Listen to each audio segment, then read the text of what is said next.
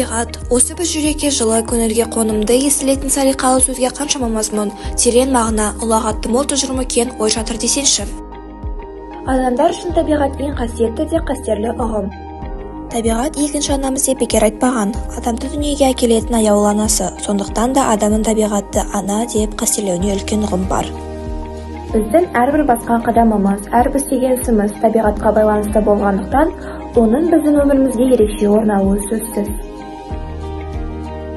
Оның үстіне табиғатты қорғау, аялау адамға қажет істердің бірі.